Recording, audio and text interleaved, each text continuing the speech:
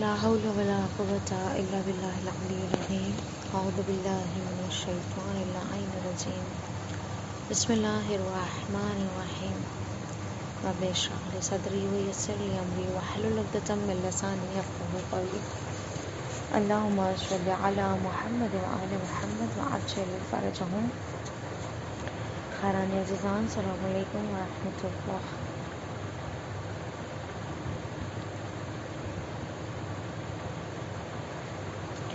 امید ہے کہ آپ سب خیریت سے ہوں گی. اور درس ہمارا آج کا تاریخ اسلام ہے. ہم نے پچھلے درس میں جو ہے اپنے تاریخ میں امام جعفر صادق علیہ السلام کے بارے میں، ان کے حیات طیبہ کے بارے میں پڑھا تھا کہ کس طرح سے امام موسیٰ کاظم کے والد بزرگوار نے کس طرح سے اپنی زندگی کی، اور ہم یہ دیکھتے ہوئے آ رہے ہیں اور ہم یہ جانتے ہیں کہ کس طرح سے اولوالعزم پیغمبران نے زندگی کی، اور ان کے بعد جو ہے ائمہ اطہار علیہم السلام کے جو کڑی شروع ہوئی ہے، تو ان لوگوں نے بھی کس طرح سے اپنی زندگی کو بسر کیا ہے، اور ایک ایک پہلو ان کی زندگی کا، ایک ایک حصہ ان کی زندگی کا ہمارے لیے عبرت ہے کہ ہمیں کس طرح سے ان کی زندگی سے اپنی زندگی کو ان کی زندگیوں کے مطابق ڈھالنا ہے. آئے دیکھتے ہیں آج حضرت امام موسیٰ کاظم علیہ السلام کی زندگی مختصراً طور پر کس طرح سے تھی، کس طرح سے امام جو ہے انہوں نے اپنی زندگی کو گزارا، بسر کیا، اور جو چیزیں امام علیہ السلام کی مثلا ان کے نام میں پنہان ہے، ان ساری چیزوں سے ہم انشاءاللہ آج آگاہی حاصل کریں گے. سب سے پہلے یہ کہ امام جو تھے وہ امام باقر علیہ السلام اور جناب ام فرما بنت قاسم کے پوتے ہیں، اور امام جعفر صادق علیہ السلام حمیدہ خاتون کے فرزند ہیں، یعنی ان کے مادر گرامی کا نام حمیدہ خاتون ہے. اور امام کی ولادت جو ہے وہ 7 صفر کو 128 ہجری کو کہاں پر ہوئی؟ مقام ابوا میں ہوئی ہے، کہ جو مکہ و مدینہ کے درمیان ایک جگہ وہاں پر پائی جاتی ہے جس کا نام ہے ابوا. وہاں پر امام کی ولادت ہوئی ہے. ان کے جو والدہ گرامی تھیں، جو والدہ بزرگوار تھیں امام موسیٰ کاظم علیہ السلام کی، ان کا نام تھا حمیدہ خاتون. ان کا بیان ہے کہ میرے فرزند نے، یعنی امام موسیٰ کاظم علیہ السلام نے وقت ولادت جو ہے وہ ولادت جیسے ہی ان کی ہوئی تو وہ ان کی مادر گرامی ارشاد فرماتی ہیں کہ میری بیٹی نے کیا کیا ہے، بعد ولادت کے بعد جو ہے وہ رخ آسمان کی طرف کیا. یعنی سب سے پہلا جو کردار تھا امام کا، کہ جن کے کردار سے، جن کی اس طریقے کار سے جو انہوں نے انجام دیا، اس سے ان کی امامت جھلک رہی تھی. آسمان کی طرف کیا اور زبان پر کلمہ شہادتین جاری کیا، جس طرح سے سائر ائمہ اطہار علیہم السلام نے اپنے ولادت کے بعد جن چیزوں کو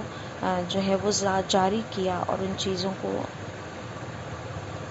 انجام دیا، اسی طرح سے وہ بھی اپنے جد بزرگواران کی طرح جو اس سے پہلے معصومین علیہ السلام نے آغاز حیات کا طریقہ کار رکھا تھا، اسی طرح سے امام موسیٰ کاظم علیہ السلام نے بھی کیا. کلمہ شہادتین آسمان کی طرف رخ کر کے انہوں نے بھی جاری کیا اپنی زبان پر. اور ان کے جو بازو پر ہیں، ان کی مادر بتاتی ہیں کہ امام کے بازو یعنی داہنے بازو پر آیت جو ہے وہ نقش تھی، تمت کلمۃ ربک صدقا وعدلا، تمت کلمۃ ربک صدقا وعدلا. امام کا جو نام ہے وہ ہے موسیٰ، اور آپ کا جو مشہور لقب ہے جس کے معنی غصے کو پی جانے والا ہے،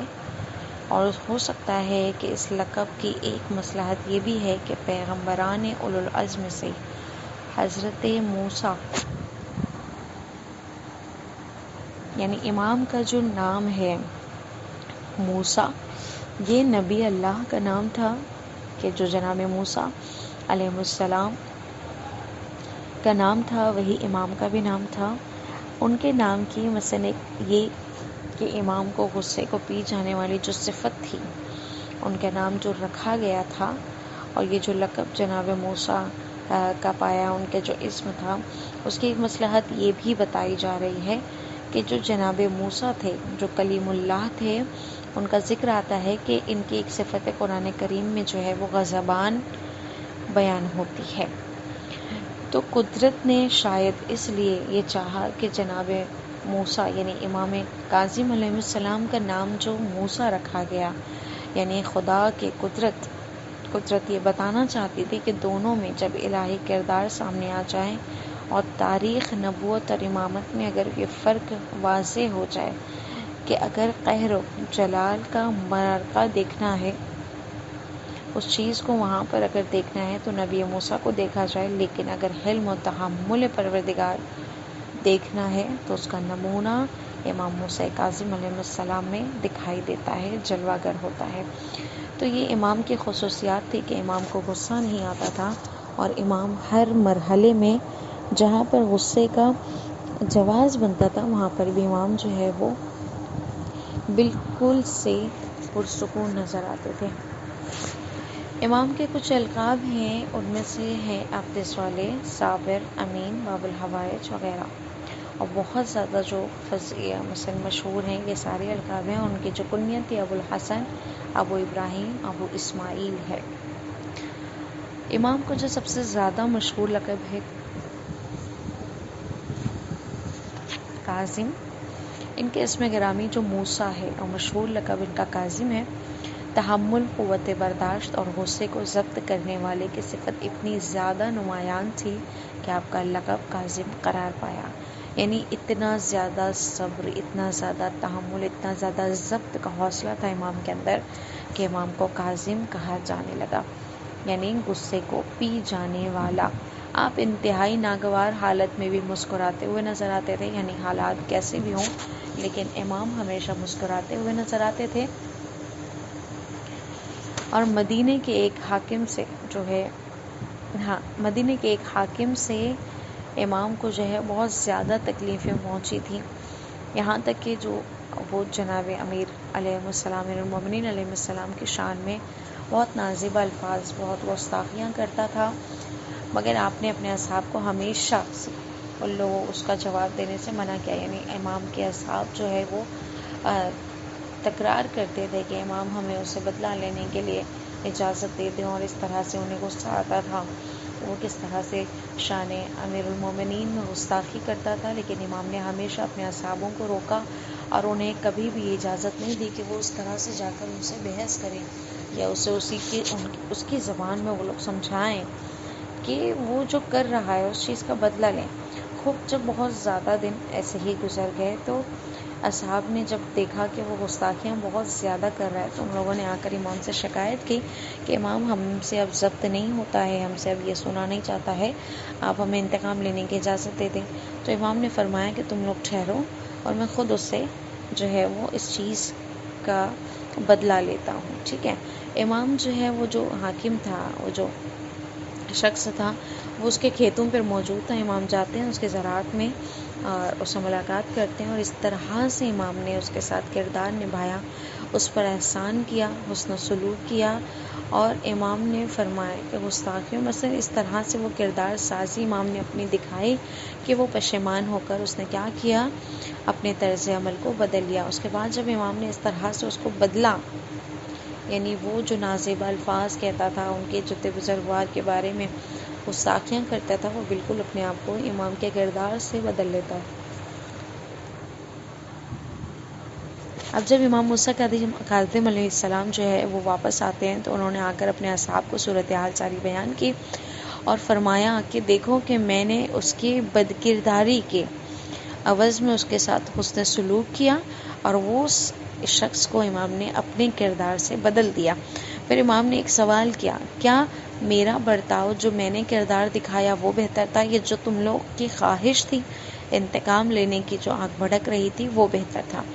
تمام اصحاب امام سے کہا کہ یقیناً حضور جو طریقے اختیار آپ نے کیا ہے وہی سب سے زیادہ مناسب اور بہتر تھا۔ اسی طرح سے آپ نے اپنے جد بزرگواز حضرت امیر المومنین علیہ السلام کے اس ارشاد کو عمل میں لا کر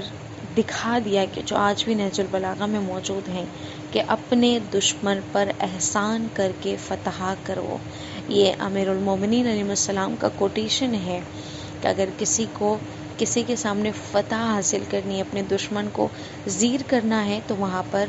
اسی کی زبان میں، اس کے کردار میں انتقام نہیں لیا جاتا، بلکہ اس پہ احسان کر کے اس پر فتح حاصل کی جاتی ہے. یعنی کیا ہے کہ اپنے دشمن پر احسان کر کے فتح حاصل کرو.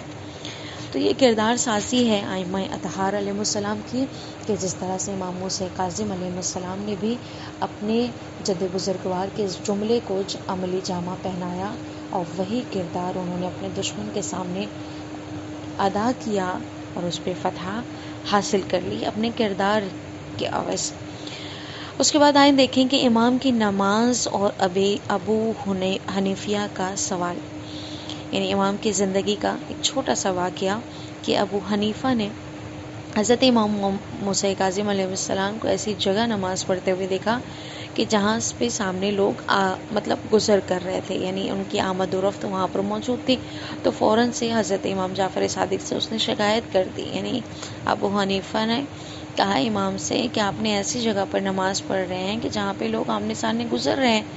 آپ کے والد گرامی حضرت امام جعفر صادق علیہ السلام نے شکایت کو بیان کر کے جواب کو مطالبہ کیا. مثلا انہوں نے جا کے ان کے والد بزرگوار سے، مثلا ابو حنیفہ نے جو ہے وہ اس طرح سے ان کے بیٹے کی شکایت کی، اور جب امام نے اس چیز کا جواب خود نہیں دیا، بلکہ امام نے اپنے بیٹے امام موسیٰ سے کہا کہ اس سوال کا جواب تم کیا دو گے، اس شکایت کا تم رد عمل کیا، مثلا جو مطالبہ اس نے جواب کا کیا، وہاں پر امام نے اپنے بیٹے سے پوچھا. تو امام موسیٰ کاظم علیہ السلام نے وہاں پر فرمایا کہ میرا خدا میرے رگے گردن سے زیادہ قریب ہے، لہٰذا راہگیر میرے اور اللہ تعالیٰ کے درمیان حائل نہیں ہو سکتے. یعنی امام نے اس بہترین جملے، اس خوبصورت جملے میں بہت ساری چیزیں بیان کر دیں کہ مثلا جو جواب تھا در حقیقت اس چیز کی طرف اشارہ کر رہا تھا کہ جب انسان کا ذہن، انسان کا دل، انسان پورے وجود سے جب پورے جلال و جمال پر مثلا مرکوز نہیں ہوتا ہے تو اس کے لیے میٹر کرتا ہے کہ اس کے اطراف میں کیا چیزیں ہیں، اس کے سامنے کون لوگ آ رہے ہیں، کون لوگ جا رہے ہیں. لیکن امام نے کیا کہا؟ امام نے کہا کہ ایسے لوگ جو جمال و جلال کو دیکھتے ہیں، جو رنگینیوں کو دیکھتے ہیں، اپنے اطراف میں دھیان رکھتے ہیں، جب یہ حالت ہوتی ہے تو خطرہ ہوتا ہے بہکنے کا، ٹھیک ہے نا. لیکن ایسے مقامات میں نماز پڑھنا مکروہ ہو جاتا ہے جہاں پر ذہن بھٹکے. لیکن اگر میرا جو خدا ہے وہ میری رگے گردن سے زیادہ قریب تر ہو جاتا ہے، اور امام نے یہ بتلا دیا کہ میرا خدا میری رگے گردن سے زیادہ قریب ہے، تو میرے سامنے جلوہ ربوبیت کے علاوہ کوئی بھی چیز جلوہ گر نہیں ہوتی. یعنی کوئی بھی چیز ان کی نگاہوں میں سما نہیں سکتی. ایسی نماز میں کوئی کمزوری نہیں ہے، اور یہی امت مسلمہ اور امامت کی عبادتوں کا نمایاں فرق ہے. یعنی انسان کو امام نے اپنے چاہنے والوں کو یہ بتا دیا کہ جب انسان کے دل جو ہے، انسان کا وجود پورا خدا کے نزدیک ہو، خدا اس سے بالکل نزدیک ہوتا ہے، تو اس کی آنکھیں صرف خدا کو دیکھتی ہیں. اپنے اطراف میں کوئی بھی جلوہ گر نمایاں چیزوں کی طرف اس کا دل نہیں جاتا، اس کا ذہن بھٹکتا نہیں ہے، بلکہ وہ اس حالت میں، نماز کی حالت میں صرف اپنے خدا کی زیارت کر رہا ہوتا ہے، اپنے خدا کو دیکھ رہا ہوتا ہے، اپنے خدا کو محسوس کر رہا ہوتا ہے. تو یہ امام کی کردار سازی تھی کہ وہ کس طرح سے نماز ادا کرتے تھے کہ جس میں ان کے نماز میں کوئی بھی ان کے سامنے آئے، کوئی بھی ان کے اطراف سے گزرے یا کچھ بھی وہاں پر ہو جائے، انہیں اپنے خدا کے علاوہ کوئی بھی نظر نہیں آتا تھا. اس کے بعد جو ہے ایک پہلو امام کی زندگی کا یہ ہے کہ ہارون رشید کی جو دشمنی تھی امام موسیٰ کاظم علیہ السلام کی، وہ کس طرح سے تھی اور کس طرح سے امام نے اس کے ساتھ ڈیل کی. ہارون رشید جو تھا وہ اگرچہ علم دوست مشہور ہو گیا تھا لیکن وہ انتہائی درجے کا دشمن تھا. یعنی وہی ظاہراً وہ دوست تھا، لیکن اندر سے اس کے دل میں کینہ تھی امام کے لیے، سادات کے لیے مخصوص، اور اس نے سادات کشی کی حدیں پار کی تھی. یعنی اس قدر تھا کہ 176 ہجری میں اس نے نفس زکیہ کے بھائی عبداللہ کو زندہ دیوار میں چنوا دیا تھا. کیوں؟ سادات ہونے کے بنا پر. قبر مقدس جو ہے حضرت امام حسین پر جو امام حسین علیہ السلام کو بیری کا جو درخت تھا، یعنی امام حسین علیہ السلام کی جو قبر پر تھا وہ درخت، اس نے اپنے زمانے میں اس درخت کو کٹوا دیا تھا. اور اس درخت کے بارے میں رسول خدا صلی اللہ علیہ وآلہ وسلم کا ارشاد اپنے زمانے میں انہوں نے بتایا تھا کہ بیری، اللہ نے بیری کا درخت کاٹنے والے پر لعنت کرے. یعنی رسول نے اپنی زندگی میں ہارون رشید پر لعنت کی تھی کہ جس نے بیری کا درخت کاٹا اس پر اللہ کی لعنت ہو. شہر طوس میں حمید ابن قتبہ طوسی کو قتل سادات کے حکم دے دیا اور اس نے ایک وقت میں 60 سادات کو تہ تیغ کیا تھا. یعنی ایک وقت میں اس نے 60 سادات کو مارا. 173 ہجری میں حج بیت اللہ کے بہانے اس نے مکہ مکرمہ کا سفر کیا تھا اور 2 مرتبہ حضرت امام حسین کاظم علیہ السلام کو قتل کرنے کے بہانے تلاش کرتا ہوا مگر وہ ناکام رہا. یعنی یہ جو ساری کوششیں اس کی اندر ہی اندر تھیں، ظاہراً نہیں تھی کہ وہ کس طرح سے سادات کشی کرتا تھا. ایک وقت میں 60 70 سادات کو جو ہے وہ مارنے کا، قتل کرنے کا، تہ تیغ کرنے کا حکم دے دیا کرتا تھا. اور یہاں پر جو ہے کہ 173 ہجری میں حج کے بہانے وہ گیا اور 2 بار اس نے کیا کیا ہے، امام کو بھی قتل کرنے کی موقع تلاش کرتا رہا لیکن اسے موقع فراہم نہیں ہوا. ایک مرتبہ حضرت امام حسین کاظم سے فرزند رسول ہونے کے دلیل مطالبہ کیا. یعنی اس نے امام کو چیلنج کیا، دلیل مانگا، ثبوت مانگا. جبکہ عام طور پر اولاد بیٹوں کے ذریعے سے چلا کرتی ہیں تو آپ نے اس کا جواب میں فرمایا کہ حضرت عیسیٰ کی ذریت ابراہیم ہونے کا حوالہ دیا. مثلا حضرت عیسیٰ کی ذریت ابراہیم ہونے کا حوالہ دیا اور دوسری طرف سے آئے مبالغہ کی تلاوت کی اور ہارون رشید قتل کا بہانہ تلاش نہ کر سکتا. یعنی امام نے وہ جواز پیش کیے، اس کے سامنے وہ چیزیں بیان کی کہ وہ بالکل خالی ہاتھ رہ گیا. اور دوسری مرتبہ جب وہ مدینے میں ہارون رشید نے قبر مبارک رسول اللہ صلی اللہ علیہ وآلہ وسلم کو یبن العم کہہ کر سلام کیا تو حضرت موسیٰ کاظم علیہ السلام نے یا ابتہ کہہ کر سلام کیا. یعنی وہ کوئی چیز اور مثلا یبن العم اس طرح سے وہ جتانا چاہ رہا تھا کہ مثلا وہ بھائی کہلا رہا تھا. یعنی اور جس طرح سے وہ مطالبہ مثلا اپنا ایک جو چیز اسے ظاہر کرنی تھی، وہیں پر امام نے اپنی حیثیت کو بالکل محکم کرتے ہوئے وہاں پر یا ابتہ کہہ کر سلام کر دیا، جس پر حکومت سے مقابلے کے جرم میں آپ کو گرفتار کر کے بغداد لے آیا. لیکن خواب میں حضرت امیر المومنین علیہ السلام کو غضبناک شکل میں اس نے دیکھا. یعنی جیسے ہی امام نے یا ابتہ کہہ کر سلام کیا تو اس نے حکومت سے مقابلہ کیا. مثلا حکومت سے مقابلہ، مثلا اس نے جو یہ ابن العم کہا تو کہا کہ مثلا آپ میرے مقابل میں آ رہے ہو، اس طرح سے یہ جرم ٹھہرا کر اس نے امام کو اس بہانے سے امام کو جو ہے وہ قیدی بنا لیا وہاں سے اور گرفتار کروا لیا اور بغداد میں لے آیا امام کو. لیکن جیسے ہی اس نے اس کام کو انجام دیا، اس نے اپنے خواب میں امیر المومنین کو بہت غصے کی حالت میں دیکھا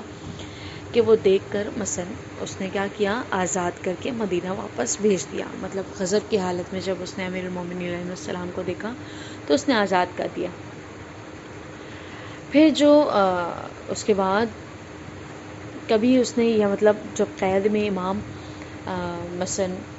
تھے اس وقت اس نے امام کو بہکانا چاہا، لغویات میں محو کرنا چاہا. اس نے قید خانے میں حسین و جمیل عورتوں کو بھیج کر مثلا نعوذ باللہ زنا کے الزامات لگوا کر امام کو بدنام کرنے کی بھی کوشش کی اس نے. یعنی اس قدر پستی میں جا کر ہارون رشید نے اپنے کردار کو اتنا زیادہ خود گرا لیا کہ وہ چاہتا تھا کہ ان بدنامیوں کے ساتھ امام کو وہ کیا کرے گا، اس کو یہ موقع مل جائے گا کہ وہ امام کو قتل کرے. لیکن یہ ساری کوششیں اس نے بہت کرنی چاہیے لیکن اس میں بھی وہ ناکام رہا. آخر کار ہارون رشید نے کیا کیا، 20 شوال 179 ہجری کو مدینے پہنچ کر عین حالت نماز میں امام کاظم کو گرفتار کر لیا، اور امام کو گھر والوں سے بھی رخصت ہونے کا اس نے موقع نہیں دیا اور بصرہ روانہ کر دیا امام کو۔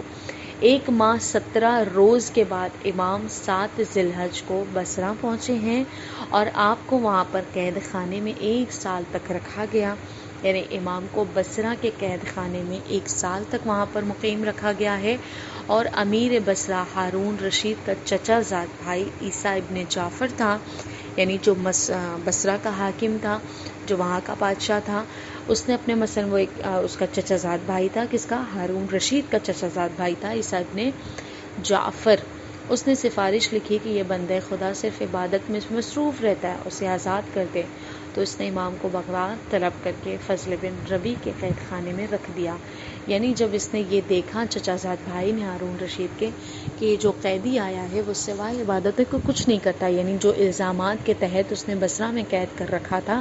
وہ الزامات سارے لغو قرار پائے، اور اس نے کہا کہ یہ قیدی بالکل بھی کیا ہے، ہر خطا سے پاک ہے۔ جیسے ہی اس نے یہ دیکھا تو اس نے وہاں سے کیا کیا، امام کو نکال کر اور واپس سے بغداد اپنے پاس اپنے قید خانے میں جو ہے وہ رکھ دیا، بغداد میں فضل ابن ربیع کے جو ہے وہ قید خانے میں امام کو وہاں پر قید کر لیا گیا۔ وہاں فضل بھی حضرت کے کردار سے متاثر ہو گیا تو سندی میں بن شاہ کے ملعون کو قید خانے کا نگران بنا دیا، اور اس نے زہر سے امام کاظم علیہ السلام کی زندگی کا خاتمہ کر دیا۔ مثلا جب بغداد میں بھی زیر نظر مثلا فضل ابن ربیع رہے ہیں امام، وہ بھی امام کی جتنی بھی کردار سازیاں تھیں، ان کی عبادتیں، ان کے اخلاقی پہلو اور ان کی جو زندگی بسر کرنے کا طریقہ تھا، ان کی جو گفتگو تھی، وہ ساری چیزوں سے وہ متاثر ہوئے۔ اور یہ بھی ایک اعجاز تھا امامت کا کہ امامت جہاں پر بھی ہوتی ہے اپنے شمع کو ہمیشہ جو ہے وہ روشن رکھتی ہے، اپنے چراغ کو ہمیشہ روشن رکھتی ہے، اور یہ ساری چیزیں جو پائی جاتی ہیں وہ اگر امام نہ بھی اپنی حقانیت کو ثابت کرے، لیکن ان کی جسم کا، ان کے کردار کا ایک ایک رواں چیخ چیخ کر بتاتا ہے کہ یہ بندگان خدا کوئی عام بندگان میں سے نہیں ہیں۔ اور جب اس نے یہ ساری چیزیں دیکھی کہ یہ بھی متاثر ہونے لگا تو اس نے فوراً ہی جو ہے وہ حکم دے دیا، اور شاہ کے ملعون جو قید خانے کا نگران تھا اسی کے ذریعے سے امام کو زہر دے دیا گیا۔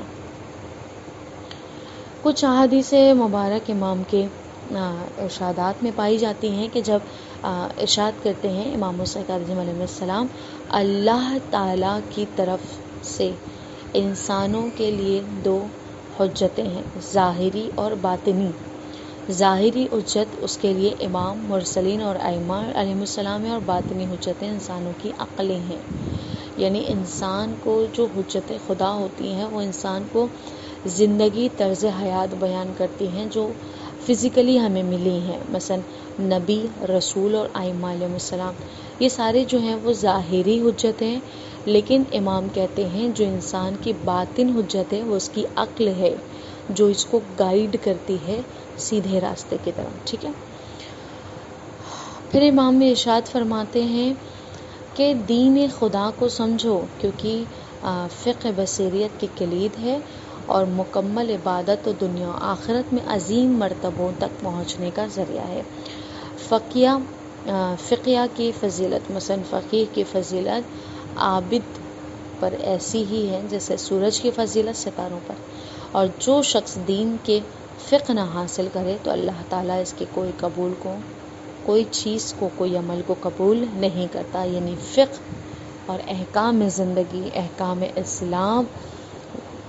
سمجھنا، جاننا بہت زیادہ ضروری ہے۔ اگر ہم اس چیز میں کچے رہ گئے تو ہمارا کوئی بھی عمل قابل قبول نہیں ہوگا۔ حضرت امام موسیٰ کاظم علیہ السلام نے ارشاد فرمایا ہے کہ کتنا برا ہے وہ شخص جو 2 چہرے والا ہو اور 2 زبان والا ہو، یعنی منافق شخص ہے، جو سامنے سے برادر مومن کی تعریف کرے اور پیٹھ پیچھے اس کی برائی کرے۔ اگر برادر مومن کو کچھ مل جائے تو اس سے حسد کرنے لگے، اور وہ مصیبت گرفتار ہو جائے تو اسے اکیلا چھوڑ دیتا ہے۔ یعنی بدترین ہے وہ شخص کہ جو منافق ہوا کرتا ہے۔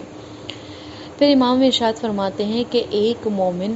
دوسرے مومن کا بھائی ہے چاہے اس کے والدین نے اسے کو نہ جنا ہو، جو اپنے بھائی کو متہم کرے وہ ملعون ہے، جو اپنے بھائی سے خیر نہ کرے، اس کی نصیحت نہ کرے وہ ملعون ہے، جو اپنے بھائی کی غیبت کرے وہ ملعون ہے۔ یعنی امام نے یہ ساری صفتیں جو بری ہیں، اگرچہ انسان ایک ماں کا زیادہ نہ ہو، ایک ماں سے مثلا اس دنیا میں آیا ہوا نہ ہو، بلکہ ہر مومن آپس میں بھائی ہیں اور ہر مومن کا دوسرے مومن کے گردن پر حق ہے۔ یہاں پر دوسروں کو گائیڈ کرنا، دوسروں کو اچھائی کی طرف کھینچنا، اسے بڑھانا، اس کی مدد کرنا، یہ سب ایک مومن کی صفت ہے۔ اور وہ جو لوگ یہ کام انجام نہیں دیتے ہیں، یہاں پر مولا فرما رہے ہیں کہ وہ ملعون ہیں، جو اپنے بھائی کو جو ہے وہ خیر نہ دیکھ سکے، نصیحتیں اچھی نہ کرے اور اپنے بھائی کی غیبت کرتا ہو۔ پھر امام فرماتے ہیں کہ جب بھی لوگ نئے نئے قسم کے گناہ کرتے ہیں تو اللہ تعالیٰ بھی ان کو نئے نئے قسم کے عذاب میں مبتلا کرتا ہے۔ اور واقعاً یہ ہلا دینے والی، دلوں کو جھنجھوڑ دینے والی حدیث ہے کہ امام نے ہمیں آگاہ کر دیا کہ رفتہ رفتہ زمانہ جتنا آگے بڑھتا جا رہا ہے، نئے نئے طریقے کے گناہ، انسان گناہوں کے دلدل میں پھنستا جا رہا ہے۔ پھر ہم یہ سوچتے ہیں کہ آج سے 10 سال پہلے تو یہ مصیبتیں نہیں آتی تھی، آج سے 25 سال پہلے تو یہ سختیاں کسی نے نہیں اٹھائی تھی، پھر آج کیسی کیسی مصیبتیں نئی نئی بیماریوں کی شکلوں میں، نئی نئی آفتوں کی شکلوں میں ہمارے سامنے آ جاتی ہیں۔ تو انسان کا اپنا کردار ہے جو نئے نئے گناہوں کے دلدل میں اپنے آپ کو وہ ڈالتا جا رہا ہے، ڈھاتا جا رہا ہے اس کے اندر، تو وہ بھی پروردگار ہے کہ جب وہ دیکھتا ہے کہ میرے بندگان نئی نئی چیزیں بری اپنا رہے ہیں، وہ بھی نئے نئے عذاب اپنے بندگان کے اوپر ڈالتا چلا جاتا ہے۔ یہ ہمارا آج کا درس تھا۔ آج کے درس سے کچھ سوالات آپ لوگوں کی خدمت ہے، امید ہے کہ آپ لوگوں کو درس سمجھ میں آیا ہوگا، اور یہ بھی امید ہے کہ امام کی جو حیات طیبہ ہے، جس طرح سے امام نے گزاری ہے، کچھ نکات بہت زیادہ جالب اور مہم ہے کہ جسے ہمیں اپنی زندگی میں اتارنا ہے۔ سب سے پہلے یہ کہ انسان کو اپنے کنٹرول کرنا ہے غصوں پر، دوسرا یہ کہ ہمارے ساتھ بد سلوکی کرنے والوں کے ساتھ ہمیں نیک سلوکی کرنا ہے۔ کچھ چیزیں وہ جو انسان میں مثلا امام نے وہ خصوصیات جو بیان کی ہیں کہ جس کے لیے امام نے یہ بتا دیا ہے کہ اگر فلاں خصوصیات کے ساتھ انسان اگر زندگی کرتا ہے تو وہ ملعون کی لعنت شدہ زندگی اپنی بسر کر رہا ہے۔ یعنی یہ ساری چیزیں جو ہیں وہ بہت ہی زیادہ ہمارے لیے اہم ہونی چاہیے اور ہمیں اس سے درس حاصل کرنا ہے۔ خوب، کچھ سوالات آپ لوگوں کی خدمت میں کہ امام علیہ السلام کا جو نام موسیٰ رکھا گیا، جو نام موسیٰ تھا ان کا، اس کا ایک سبب، ایک مصلحت کیا بیان کی گئی ہیں۔ دوسرا سوال آپ لوگوں کی خدمت میں کہ امام کے کچھ مشہور القابات اور امام کی کنیت کو بیان کریں۔ تیسرا سوال امام آپ لوگوں کی خدمت میں یہ کہ امام نے اپنے آپ کو مثلا اذیت دینے والے حاکم سے کیسا رویہ پیش کیا۔ چوتھا سوال آپ لوگوں کی خدمت میں امام نے اپنی نماز کا سوال کا جو مطالبہ کیا تھا ابو حنیفہ نے، اس کے جواب میں کون سا جملہ بیان کیا تھا، اس جملے کو تحریر کریں۔ پانچواں سوال آپ لوگوں کی خدمت میں یہ ہے کہ امام موسیٰ کاظم کے ارشادات کے مطابق انسان کے پاس کتنی حجتیں ہیں اور کون کون سی ہیں۔ وصلی اللہ علی محمد و آل محمد، والسلام علیکم ورحمۃ اللہ وبرکاتہ۔